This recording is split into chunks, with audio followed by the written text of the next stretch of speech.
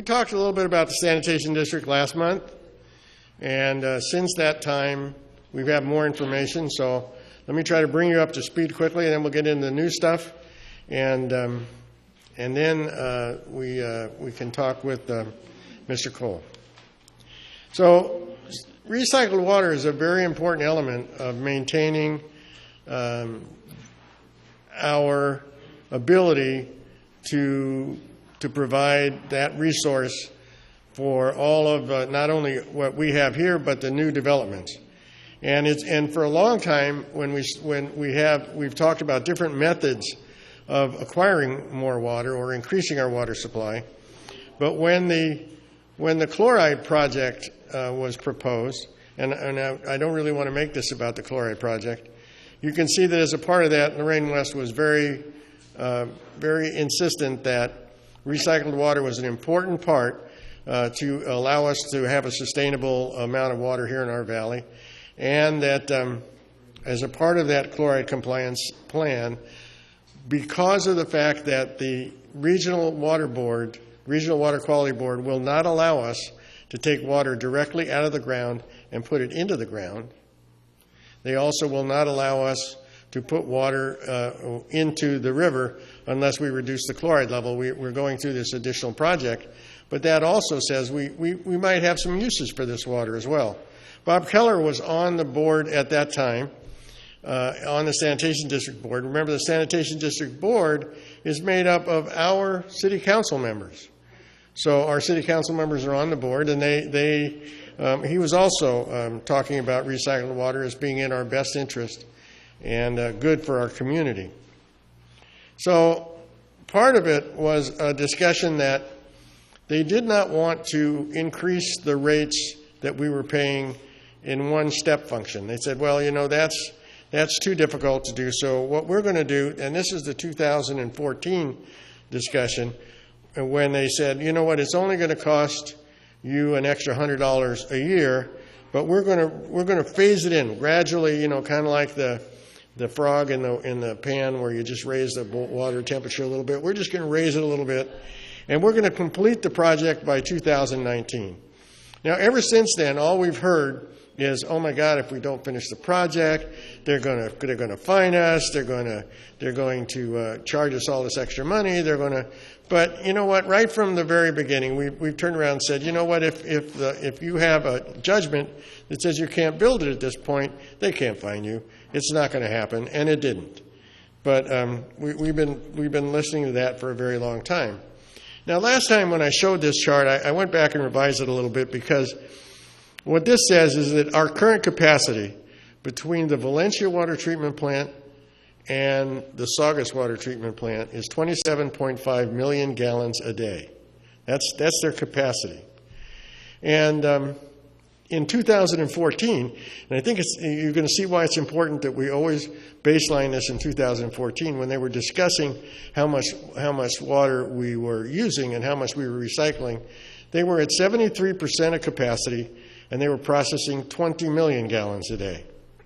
Well, that gave them a reserve capacity of 7.5 million. So as more users come on board, well, they have capacity to do that, although there is also plans at some point in time to increase the size of the Valencia plant so that the total capacity is 41 million gallons a day. So at the time, they were talking about a chloride project cost of $130 million, which isn't that far off from what it actually ended up. But what you can see is that $130 million is to account for processing 27.5 million gallons a day. And we're only using 73% of that. So the whole point about that is, and one thing that we brought up continually over this whole process is, you as a ratepayer today are actually paying for the capacity for tomorrow, for new users. And I thought that was supposed to be connection fees. But so that's something I thought that was a little unfair to existing users. Cost of the project with interest was $205 million over 30 years. You know what? If they say it's $100 million and they finance it, well, it's going to be $200 by the time that they're done. And then, of course, the operating costs come in over the top of that. And all during this process, and there's nothing irritated me more than when they hired Community Conservation Solutions and paid them $1 million for public outreach. And at that point in time, Lorraine West was on the board. She was a board member of that institution. And they professed at that time, and you'll see why that's important today, that they really wanted to put all that water back in the river. They did not. They were not exactly a proponent of recycling. So when you make your payment and you look at your tax bill, remember you're paying 30% more than you need to, because that's the way they set it up. And what annoys me even more is that Ms. West and Mr. Keller pay nothing because they're on septic systems. So here they are telling us, oh, it's okay for you to pay it, but they're not a part of that. Well, the plan was not, at that time, we were talking 2014, the plan wasn't final, and that they were going to come back for more money. But the thing that irritates me even more is when the sanitation district, or when West, comes up and says, we're doing this because it's required by federal law. Have you heard that? And they always talk about that as being the 1972 Clean Water Act, that the feds are just, it's a federal issue. Well, that's not true. It's not true at all. Because what the 1972 Clean Water Act does is establish a structure for regulating discharges of pollutants into navigable rivers of the United States and regulating quality standards for surface waters. So the feds are saying, you know, you've got to do that, but they put the onus on the states to do it. The feds don't do it, the states do it. And so what they do is the feds say, you need to have a pollutant discharge permit, but the state is responsible for giving it to you. So when they start telling us about how they're just, this is just, oh my God, this is something they have no control over, well, maybe that's not quite true. So what the state did was they passed the Porter-Cologne Act. And the Porter-Cologne Act establishes a structure for California. And what it did was it created 9 regional water quality control boards to oversee the water quality on a day-to-day basis. And they have one oversight board that does the whole thing. And they decided that the permits that they implement must implement basin plan permits, taking into consideration all of what they term as the beneficial uses that need to be protected. Now, the regional boards determine and issue the weight discharge requirements. So it's very possible in these 5 boards that they'll have 5 different sets of requirements because they all establish their own. All right? So that's why in many cases we heard all through the time when we were talking about chloride issue, we heard, well, we have to go to 100 milligrams per liter, but Ventura is at 150 milligrams per liter. Well, they're in a different board. So if they're in a different board, there might be a different discussion. So here it is. This is what the state does. It has a higher level board, one with 5 members, and 9 regional boards. We're in Region 4. Our board has 7 members, and it takes in Los Angeles, Ventura County, plus small portions of Kern and Santa Barbara. But all of these individuals are appointed bureaucrats. They're all appointed by the governor. You have no say in who they are or what they decide. Well, those sanitation districts are supposed to be there to protect the public health and the environment, and they're supposed to look at all these cost-effective wastewater and solid waste management methods of using our resources in the best way possible, and recycling or generating energy or whatever that they could come up with is supposed to be part of the effort. Anyway, the sanitation district basically is, the Santa Clarita Sanitation District is one of the county sanitation districts. It is in a Proposition 218 benefit assessment district. So there's a benefit assessment district set up, and that's why you pay for part of it in your property tax on that lower third, and where all those benefit assessment districts are. And it plans and implements how we're going to handle our wastewater and solid waste management. And it's a 3-member board, and it's basically controlled by our city council because we have 2 members, the mayor and an appointed council member on that, along with an LA County supervisor who doesn't show up most of the time because it's not really something that they're super concerned with. Understanding this thing has a lot of money. I think, I remember, I think it was the month before we went and we looked at some of the benefit assessment areas that had huge sums of money that they bankrolled, and our sanitation district was one of them with $100 million in the bank. So what happened was they started out with this grandiose plan. And when they started out with this grandiose plan, all of a sudden, your rate was going to go up from $179 to $564. Well, I don't know about your math, but my math says 179 plus 100 is not 564. And they had so much backlash against this that on May the 26th in 2015, they postponed implementation and went back to the drawing board to come up with a less expensive plan. Anyway, one of the parts of establishing the permit was that they needed to provide an environmental impact study to talk about how much water they could remove from that 20 million gallons a day and use for recycling without endangering any habitat. Understand that part of the way California works is that once you establish a habitat, you can't stop. So one good example of the height of absurdity is at the top of the Piru Creek, when they decided a long time ago that they would import steelhead trout and allow people to go trout fishing. Okay? It's not a native species. They imported them from up north. They put them into the Piru Creek, and lo and behold, some of them survived and bred. Well, now that's a habitat. So when we went down to visit the water company there in Ventura, and they have holding ponds to hold their excess amount of water until it's needed, and and recharge ponds they're called. A couple of fish got in there. Oh my God! Then the world came to an end, and they had to spend $13 million to redo their fish ladder to keep the fish out of there. That shows you the absurdity of what goes on. Well, here it is. This revised this EIR that our guys were supposed to put in. They decided, well, we had an older EIR, a 2013 one, so we'll just use it and we'll put it in. Well, we had some locals here that employed an attorney and sued them. They challenged. There was a challenge in court to the chloride project, but in addition to the chloride project, there was a challenge to the recycling amount as well, because they didn't feel that the EIR sufficiently gave them enough information to make those decisions.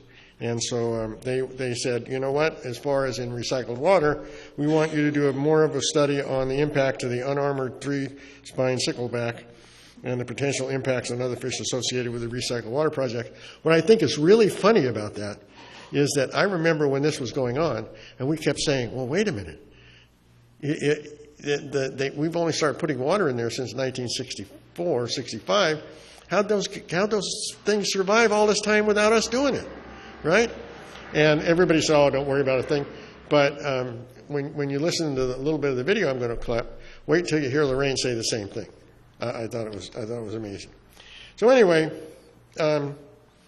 the sanitation district came back and they said, you know what, the work to do this is really difficult, and it's going to take longer than we thought it was going to take to find out all this information due to the excessive regulatory consultation necessary and blah, blah, so on and so forth. And they decided to split off the project into two projects. But yet, even then, in 1917, Grace Hyde, who is the sanitation district chief engineer and general manager, was still saying that they strongly supported the idea of recycled water, and they're going to continue the study, and fear not, we're going to do it for you, we're going to help you, everything is going to be wonderful. And then the double cross. So all of a sudden, the sanitation district sent out a letter, and it said, you know what, we're not going to do the EIR. We're going to discontinue the environmental studies related to using more recycled water and discharging less water in Santa Clara River. So they just all of a sudden decided, well, we're going to go off now. We're going to continue with the chloride project. We've been collecting money from you in advance, and we told you we were going to do this, but we're just going to stop. And one might question as to what their motives were, and they said, well, you know, the legal challenges stalled the implementation of the recycled water project, but it also stalled the whole project. The chloride project got stalled as well. But you know what? That's the thing that they're going to skinny this down with is the recycled water project. So in 2017, the Sanitation District had separated the chloride reduction from the recycled water project. They never told us how long it was going to take to do that. I mean, they could have. I would have thought if they were a little smarter, which kind of tells me how intelligent their planning is. They could have just continued on and allowed the recycled water project to continue without telling us they stopped it. But they said because the lawsuits delayed the reduction project for 2 years and cost $5 million, they stopped it. They stopped that half of the project. Well, okay. All right, so I went to City Council on February 26th. This kind of brings you up to where we were at the end of the last meeting. And I went to the public partition suggesting that the council agendize the recycled water issue, have a discussion on the effects of our city, make a recommendation for the sanitation district. And Councilmember West responded that the recycled water project is waiting on an answer from Fish and Game. We will now proceed to public participation, and we have 2 cards. First, Alan Ferdman, and then Steve Petzold.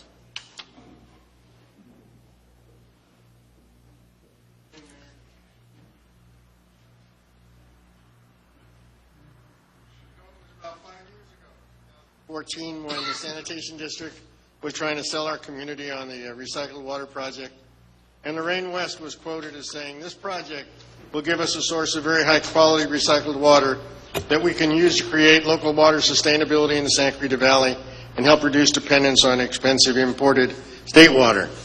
Bob, you may remember that you were quoted as saying, this is a practical business decision that is in the best interest of all residents and businesses of the Santa Clarita Valley.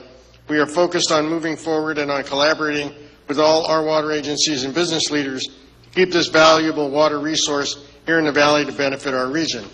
We, of course, were talking about the 20 million gallons a day at the time that the Sanitation District was processing and depositing in the river, and the possibility that we could end up using 7 million gallons a day, plus the additional 7.5 million that the treatment plants were capable of producing at some time in the future of build-out. But in 2017, based upon some decisions on lawsuits, the Sanitation District decided to separate the chloride reduction program from the recycled water project. And I don't think they ever really disclosed to us what the timeline for the recycled water project was going to be. But even though Grace Hyde, SCV Sanitation District Chief, Engineer and General Manager, said the Sanitation District strongly supports the use of recycled water, will continue the Sickleback study in support of the recycled water project, but we do it as a separate project on its own timeline. So it was very much of a surprise when the Sanitation District voted to discontinue the effort toward recycled water. Our 2 Santa Clarita Valley Sanitation District water treatment plants are our valley's only major available source of recycled water. Even the water factory that's now talked about within the Vista Canyon Ranch project will produce less than 2% of what the Sanitation District plants currently produce, and that's only at build-out. So it seems to me that, for years we talked about recycled water, and of course recycled water is costly because of the pipes in the ground. We have a water company now that says they're willing to start doing it, and what have we done? What has the Sanitation District done? They've shut off the recycled water supply. So I would ask that the City Council agendize this item, since they do sometimes discuss issues that come up at the state level or what they could support, have a discussion about this relative to how it will affect the city of Santa Clarita, and make a recommendation to the sanitation district. Thank you. We will now, well, are there any comments about that? You don't wish to? I believe we do. Well, I think it's a good point. Recycled water is a critical element, and 18 to 20 million gallons is going in the river every day, and we will have recycled water. There was a lawsuit filed to stop the sanitation district from taking recycled water, and the judge upheld it based on the fact that there could be implications to the sustainability and the health of the stickleback in the river. So the sanitation district did what the judge told them, which was go to Fish and Wildlife and request them, of the 20 million or 18 to 20 million gallons a day that's going in the river, how much could we take? We had thought 7 million had been a figure that over the years had been spoke about, and Fish and Wildlife has not come back with any analysis of what they felt appropriately could be withdrawn and sustain the health of the stickleback and the environment of the river.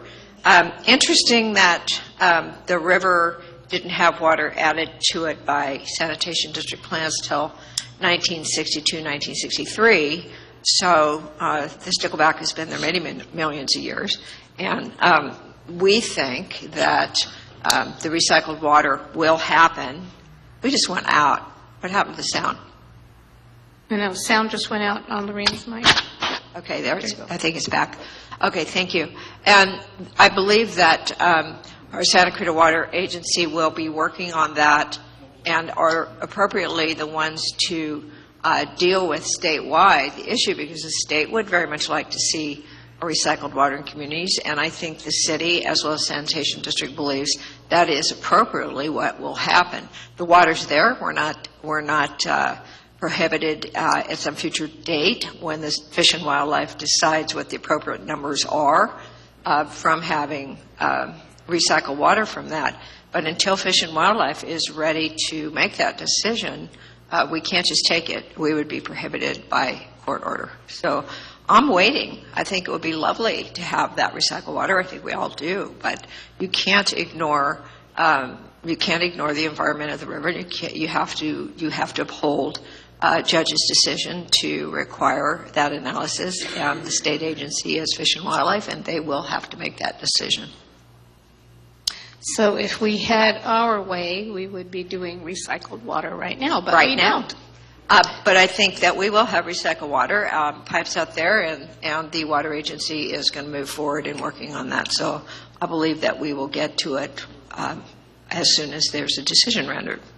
And we are installing purple pipe in all of our medians to be ready, willing and able, as soon as we're able to do it.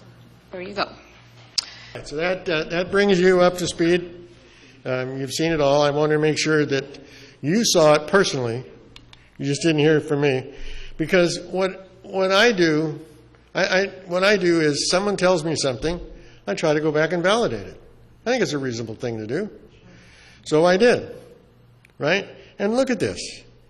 They talked to Fish and Game, and on September the 7th, 2016, Fish and Game sent them a letter. It's like an 8-page letter. I forgot to bring it all with me.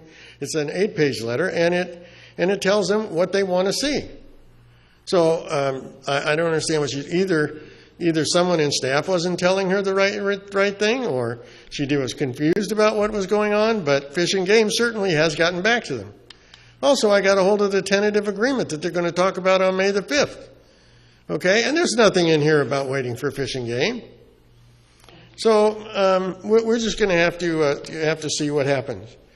Well, everything kept going, and the local Sierra Club held a meeting on April the 11th, and they invited me to it. They invited a member of the sanitation district. They invited Mr. Cole from the water company, and they invited me. And what was interesting was the sanitation district decided not to show up. And instead of showing up, they sent an answer in writing. Well, that's really cool because the answer in writing says, the legal challenge to the 2013 EIR resulted in a court order requiring further studies of potential impact of the sickleback, which prevents the additional water recycling project until those studies are completed. So they're looking for, they know they're supposed to complete the studies. I mean, asking the water company to complete the studies is like asking anybody in this audience to complete the study. You have as much authority over what the sanitation district does as the water company. I mean, water company can't walk up to the sanitation district and just plug a pipe into their ground and start taking their water. They've got to go do that. So the sanitation district began consultations with Fish and Game in 2016, and they asked for their assessments to comply with that letter, to talk about the watershed, and so they decided to discontinue it. So they're not waiting for Fish and Game. Fish and Game's talked to them already. You know, we're going to have to just keep doing this. Recognizing the need for a planning effort on a watershed basis, the Sanitation District Board adopted a resolution to discontinue its own environmental studies and instead support regional evaluation of all water resources. What that says is let someone else pay for it. That's what it says. That says somebody, some unknown person or organization is now going to pay for this. That's what they want. So they say they recognize the need, but they don't want to do it. They recognize the need, but they'll let someone else pay for it. Well, I just don't think that's really a good thing to do. Now, the water company came to the meeting, and they showed us their plan. And their plan, even if you cannot take some of that 20 million gallons a day, still makes sense. And here it is. You can see that this is exactly what they gave us at the meeting, and it shows that we're going to use, what they want to do is use additional resources of water that are generated beyond that 2004 baseline. So you have new users coming on board all the time, right? Right now we've got the Five Knolls project going. We're going to have the Sand Canyon Plaza project going. There's various other developments that we hear about all the time. Every one of those developments will produce additional resources into the sanitation district pipeline. So if you turn around and you say, okay, we won't use the, right now, we don't have the pipes in the ground enough to pull that out, but if we continue to put it in the river, well, then they'll claim it's part of the habitat and you have to go through this process. Why not turn around and say every drop of water from that baseline on is additional resource, and we want a permit for that? And we can give it to Mr. Cole's water company, and then they can effectively use it. And so I thought his plan is excellent. That's exactly what it says. It says, I'm going to use this line right here is new development. This is existing development. Is that correct, Mr. Cole? Isn't that true? So he's saying new development is going to create a new water source, and I'm going to use it. And that makes a lot of sense. But we're not doing that either. And if the sanitation district does not commit to doing that, Mr. Cole will never see the water. Well, there still is a little bit of sunshine in the day. We talked about this, and this is information that came from out of that meeting that that Mr. Cole's company indicated. We asked, do you have a contract with the sanitation district for water now for what you're using on the west side of the valley? And the response was yes. We have a contract for 1,600 acre-feet per year of recycled water. So I would assume that they already have a permit for that. And you know what? I got to ask that question. And currently, we're only using about 400 acre-feet per year on the west side. We've got a few. I had a definition of exactly where we were using it, but it's basically the golf course and a few other small areas. Leaving that we have 1,200 acre-feet per year to support new recycled water proposals without them doing anything. Okay? So I just want to remind you what these numbers are, because these numbers are huge. And when people hear these numbers, I think they kind of gloss over. And of course, when someone starts talking about acre feet, they look down at their shoes. But 1 acre foot of water is 325,851 gallons, or 52 gallons, depending upon who you talk to. And that 1,600 acre feet of water is 521.4 million gallons. Big number, right? That sound like a big number? Well, you know what? It's only 3% of how much water we actually use in the Santa Clarita Valley. It's less than 3%. So we're not talking about, because we're burning, and I base that on the 60 million gallons a day that the claim was at the time when the chloride project was being ushered through. So that's less than 3%. Well, 60,000 gallons a day is 67,208 acre feet, or 21 billion 900 million gallons a day, a year. So you can see these are big numbers. And as the facility grows, we could kind of extrapolate out. I didn't want to do it. If we're burning 60 million gallons a day today, and if the sanitation district expects that there's going to be a certain percentage more at build-out, we could extrapolate what the water usage would be, or we could look at the 5-year plan that the water company provided, and even the 5-year plan the water company provided shows an element in there that they don't have enough, that they need to count on conservation. Now, that could be conservation, or it could be a new water source that they weren't counting on, or we could talk about a lot of other ways to save water. We did a little bit of that at the meeting on the 11th. We talked about, well, what about how many of the older homes here in the Santa Clarita Valley you turn on the shower and wait for the water to get hot? What if we could save that water? You know, there's lots of things we could do, and to help make sure that we have enough of a valuable resource to get going. So that's a fact. The 2 Santa Clarita Valley Sanitation District water treatment plants are our valley's only currently available source of water. The amount of water that was going to be produced by the Vista Canyon Ranch water factory and taken off of the area is a very small percentage, much smaller than what we're talking about here. So, but SCV Water Company is now willing to start putting pipe in the ground to transport recycled water to where it's needed, and I applaud them for that. You know, it's an expensive thing to do. It's not something that they can do overnight. It's not something, but if there's a certain amount of money that they continually invest by continuing to improve their resources, I think that's a great thing. That shows an important aspect of their wanting to be good community members. The sanitation district is led by members of the Santa Clarita City Council, and they're the ones that have shut off our water supply.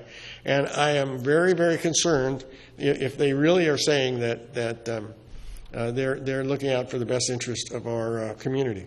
So that shuts off the additional water, and no one's even talked about the new water resources.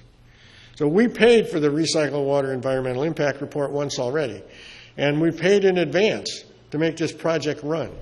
So I think we should demand that we get the complete project we paid for, a truthful answer, and what our community needs. So are there any questions? No. I just wanted to say that back in the 60s and the 70s, there was actual water flowing in the river. I came out here to Calharts in 1977, and water flowed in that river. So yes. It's not as though it's been dry, and then we started the sanitation district treatment plants and discharge. But yeah, I mean, the sanitation district they simply don't want to do the studies that are required for the recycled water, and they are pushing it off. And that's why a judge is telling them you can't go through with the chloride plan that you have, because recycled water is a part of your EIR. You have to redo the EIR. Absolutely. So. Absolutely. No, I was agreeing with her. Anybody else?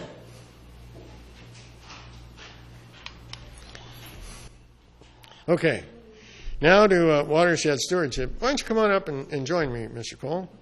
And let's talk a little bit about water stewardship. You might have seen this. You might have seen this article in the paper on April the 3rd, where it said Santa Clarita Valley Water sets its sights on watershed stewardship. And Mr. Cole, actually Steve Cole, not Tom Cole. Steve Cole. I always get the names mixed up. His brother, it's Steve Cole, not Tom Cole, said the Santa Clarita Valley shares one river and one watershed. Tuesday's action is about claiming a leadership role and more acknowledging our role as a regional policy-making body on matters of water supply, and our intent and desire to partner with organizations that share common goals. And while I think that's a good concept, it tends to say, who's going to pay for this? Are you picking up costs that the ratepayers are going to pay for? And I'll let Steve talk about that a little bit in a minute. They talked about 7 basic things that they were looking to accomplish. And I kind of grouped them. And one was objective 1, 5, and 7, which is to develop and implement sustainable efforts for long-term health of the Santa Clarita River. And number 5 is seek options for the removal of invasive plant species from the river. And lastly, thank you, manage the river to protect and ensure sustainability of the groundwater resources. So this is kind of a new role for them. And if it's a new role for them, it might be a valuable role, but everyone's got to understand is that their method of obtaining funding is from you, the ratepayers. So I want to make sure that what they're going to do is not a duplication of what we were supposed to pay for some other place, or because it's a little different in the way they develop funding than the way some of the others. So if you look at 2, 3, and 6, pursue and support public ownership of property along the Santa Clarita River. Isn't that what the Open Space and Parkland Preservation District is for? That's a millions of dollar effort. And I don't know whether that should be a burden on our water company, because if it's a burden on our water company, it's a burden on you, because you're the ratepayer, you're going to pay it. Preserve and protect parcels for water conservation and recharge. Now, some of that, if I look at what Consolidated Water is doing in Ventura, they do that. They do get parcels of land and build recharge ponds. And maybe that is something that the water companies that is within their scope of effort. Devise and promote and partner in conservation projects, and they've been doing that all along. And objective number 4 is promote appreciation and enjoyment of the river through signage, mini parks, and respite areas and shade. But don't we already have a Parks and Rec district? I mean, and that again is part of the Open Space and Parkland Preservation District. Why would I want to shift the burden away from that to the water company? So I think that the objectives are probably good, but I want you to hold on to your wallet, because that initiative seems as a way around Proposition 218, which is the Right to Vote on Taxes Act. And making some of these objectives the responsibility of SC Water creates a duplication of effort with some of the things that the city is doing, but the water company can raise your rates without a vote of the people. Where if this is going to be in addition to the Open Space and Parkland Preservation District, they have to get a vote of the property owners.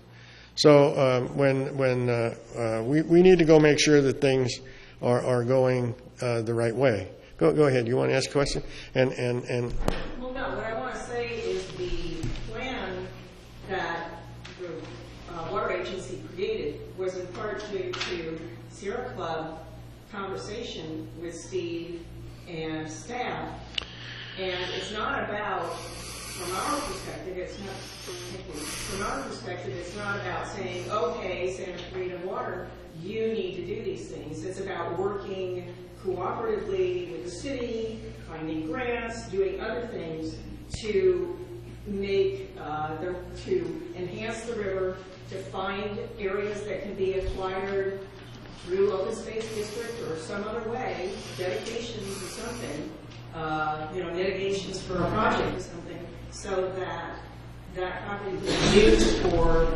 water retention and reclamation and that sort of thing. So it's the intent from our perspective, from Sierra Club, was not, okay, you guys take care of this, and we need to charge ratepayers more. That's fine with us. Was not that at all.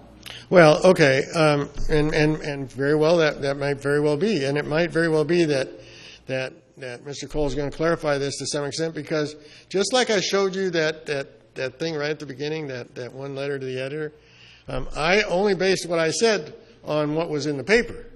Now I've got a real live person here who might want to talk about this a little bit.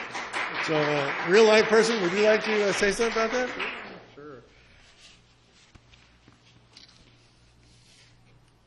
Thank you, Diane, for hopping in there.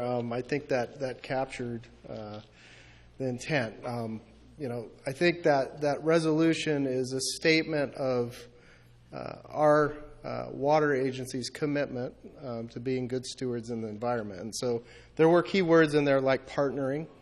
So partnering means exactly that. I think whether you're the city, the water agency, the sand district, we're all struggling through some pretty difficult regulatory constraints nowadays. And so whether it's the city having to do MS4 compliance, which is basically treating stormwater flow before it goes into the river system, or it's our agency trying to look at ways to maybe recharge the groundwater basin in certain areas. So those are things that require partnership, or should. I mean, you all should demand that kind of partnership from us, because it means that you can do maybe a single project that has multi-benefits rather than the water agency pursuing something or the city pursuing something on their own. So we're excited about that. I think one thing I'd like to just share with the group is I was here, I think Matt Stone was with me last time we were here. It was about a year and a half ago, and we were talking about forming a new water agency. Well, today, as I'm here, that has happened. So last January 1st of 2018, a legislative package that was approved in the previous legislative session went through. We formed the new water agency. It brought together the Newhall County Water District, the Castaic Lake Water Agency, the Valencia Water Company, and the Santa Clarita Water Division into one new public agency. And so I want to make sure we're clear. The word company was used several times there in relevant instead of agency. And it's a big difference, because company is a private thing. Agency is a you thing, right? We are your water agency. So our board of directors was merged from two previously publicly elected, some appointed directors into one. And so there was 11 members of the Castaic Lake Water Agency Board. There was 5 members of the Newhall County Water District Board. Those were merged into one board through the legislation. It allowed for downsizing of that board size over time. And the transition is already started to happen. So we've had a couple directors that have retired from the board. So we've gone down from it was 11 plus 5, but we had at Newhall County Water District one board member that sat on the Castaic board. So technically 15 elected and appointed people that served the community. 2 of those people have retired, so we're down to a 13-member board now. The first election of this new agency will be next year, and we are going to be transitioning to 100% electoral division-based election in the community.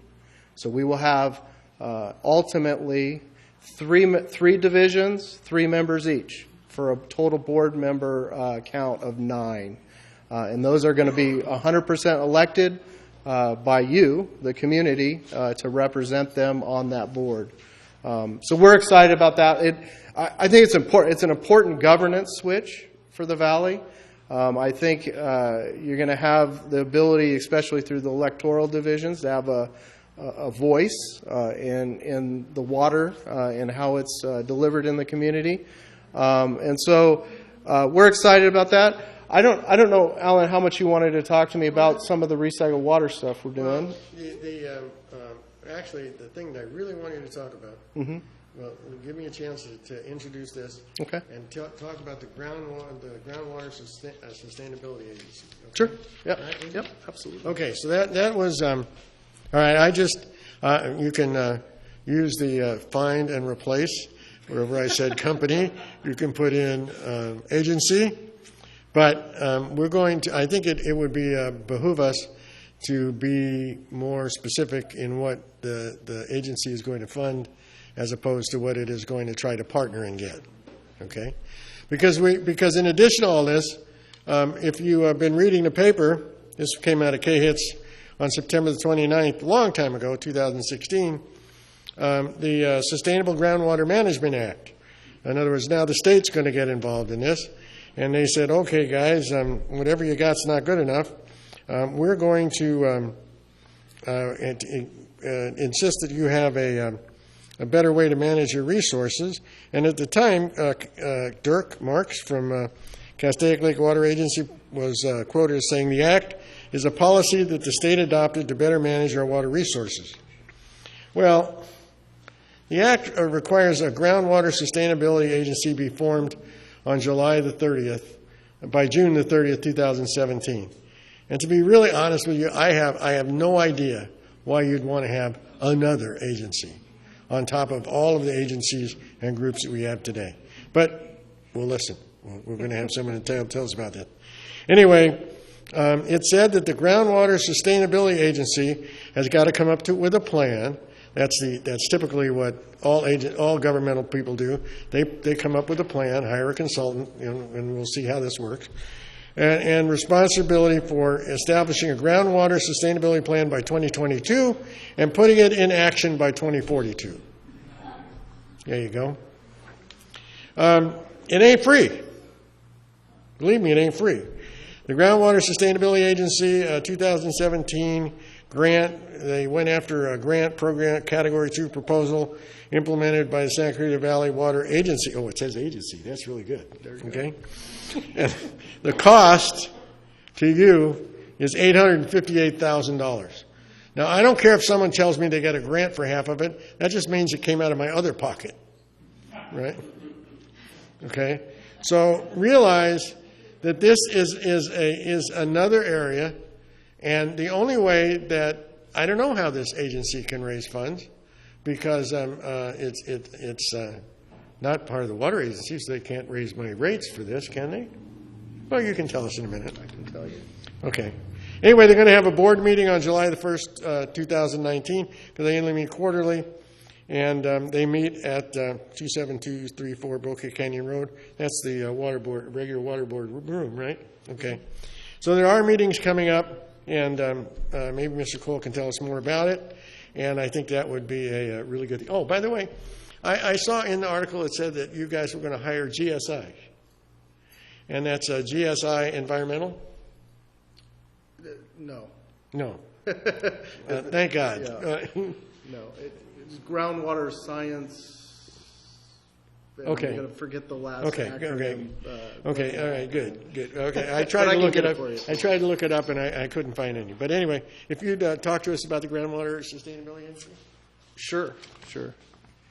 So Groundwater Sustainability Agency is the result of what is called SIGMA, and you think I had trouble with one acronym. This law has more acronyms involved in it than any law that I've been exposed to over a pretty long time now.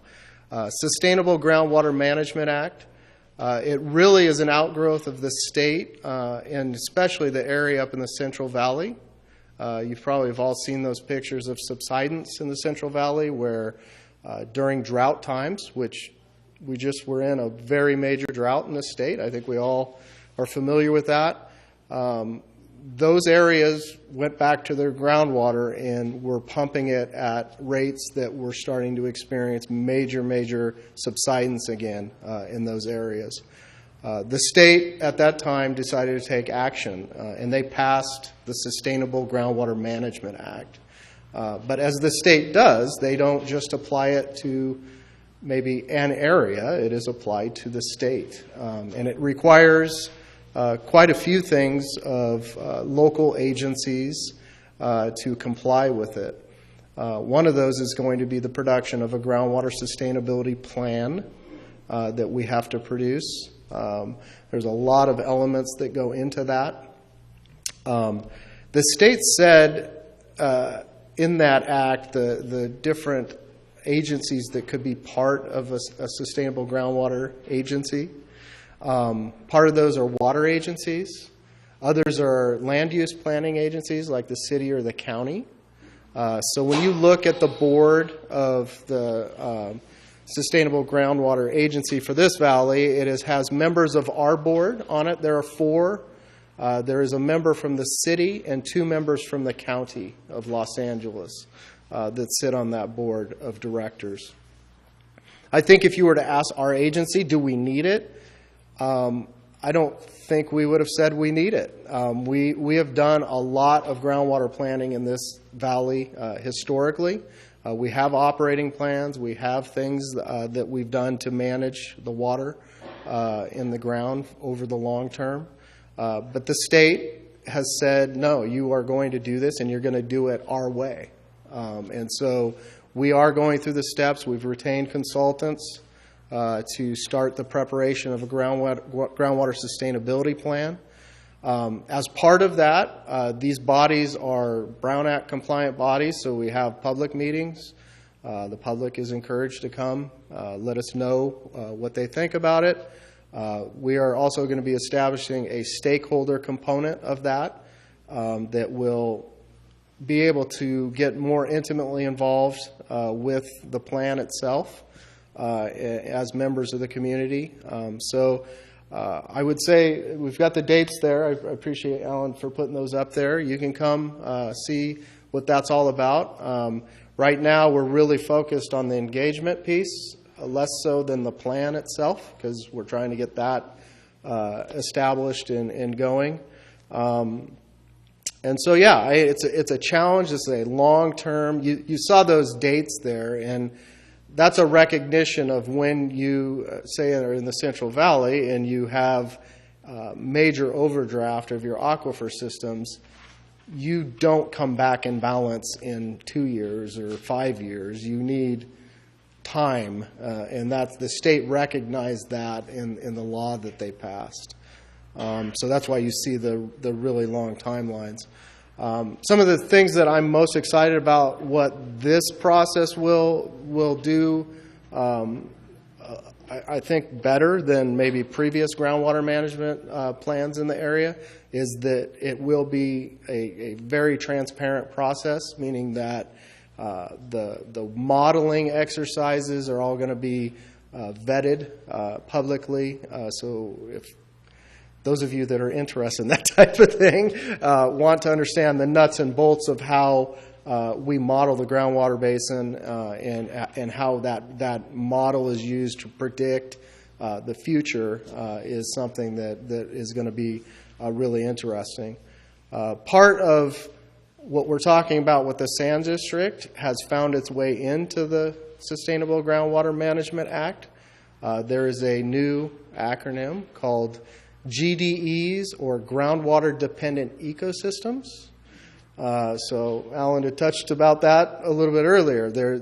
So our operating plan historically had looked at how the groundwater basin goes up and down, right? That's how groundwater basins work. this new law makes you look at what sits on top of the groundwater basin. So you actually have to look at the environment and catalog it, understand how your pumping influences it or doesn't influence it, and you have to show how that interaction reacts. And our groundwater basin does that, especially the alluvial system where it runs, the length of the river. It still is a very natural system, so there is geology that brings groundwater to the surface, and then it returns back to the ground, depending on how much water is in the system from the local hydrology, weather, and those types of things. So I think I'll stop there. Hopefully that's enough on the Groundwater Sustainability Agency. I want to thank you very much for coming.